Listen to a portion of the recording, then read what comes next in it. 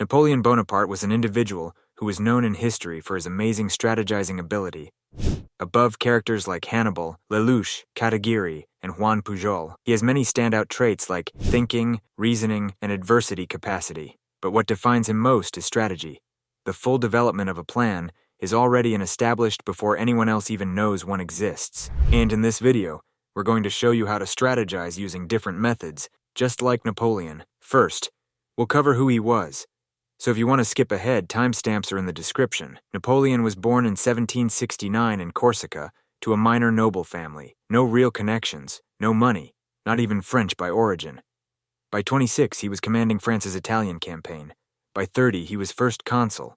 By 35, he was emperor, and none of it was inherited. Over his career, he fought around 80 major battles and won more than 60 of them. Against Austria, Prussia, Russia, and Britain, often with fewer soldiers. What separated him wasn't strength. He fought battles other people didn't know were already decided. The best example of how he actually thinks is the crossing of the Alps in 1800, during the War of the Second Coalition. France was being threatened from two directions at once: 120,000 soldiers in Germany, another 100,000 in Italy. The obvious response was to pick one and reinforce it. Napoleon ignored both and chose a third option: cross the Alps and hit from an angle nobody was watching. The route was considered nearly impossible. Hannibal had used it centuries earlier, which made it famous but not taken seriously. Everyone knew about it, and nobody thought it was actually executable in the 19th century. That gap, knowing something is possible but not believing it'll happen, is exactly where Napoleon built the whole operation. But before a single soldier moved, he created 3 layers of deception to make sure no one could read what he was doing. He stayed visible in Paris and Malmaison, publicly inspecting troops, so it looked like nothing urgent was happening. He announced he'd attend an opera on May 5th, so he looked completely unbothered, and he went out of his way to publicly praise the General Moreau's campaign in Germany, making it look like Moreau was the real commander and Germany was where the war would actually be fought. Every one of these moves gave Austrian spies something to report back. Every report built the wrong picture. He didn't need to break into their intelligence network, he just fed it. Then he executed his plans. His army started crossing the Alps while he was still visible in Paris. He attended the opera as promised. The moment it ended, he left. On the way, he stopped in Geneva and added a 4th layer he hadn't even planned. Showed up at parades, made it look like he was heading toward Basel. By the time anyone figured out what was actually happening, his army was already through the St. Bernard Pass, and the enemy had no response ready. The first thing is that your strategy is only as strong as how well you've hidden it before you move. Most people announce what they're building as soon as they start building it. They post the goal, share the plan, and invite opinions before it's even executable. Everyone who knows your real move adjusts around it. Your competitors recalibrate. People whose opinions affect your opportunities start forming responses, and whatever gap you had starts closing before you've done anything.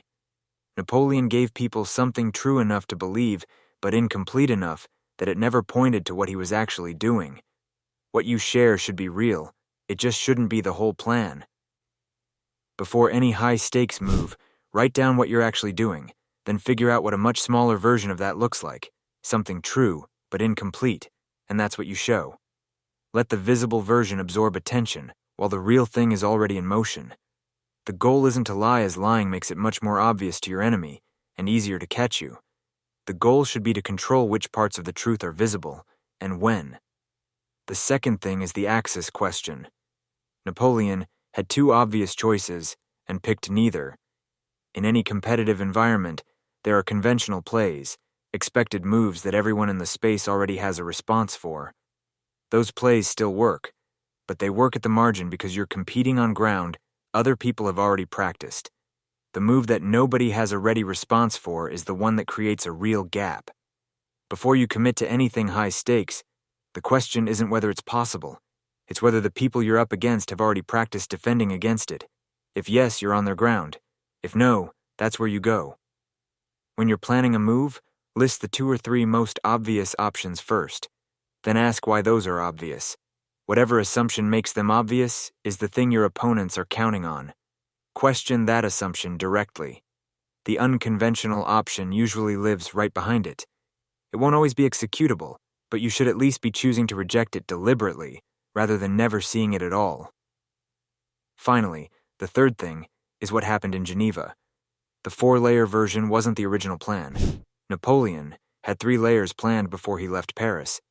But passing through Geneva, he saw a chance to add another layer between his enemies and the truth, and he took it without breaking anything in the existing plan. That's the difference between following a script and running a strategy.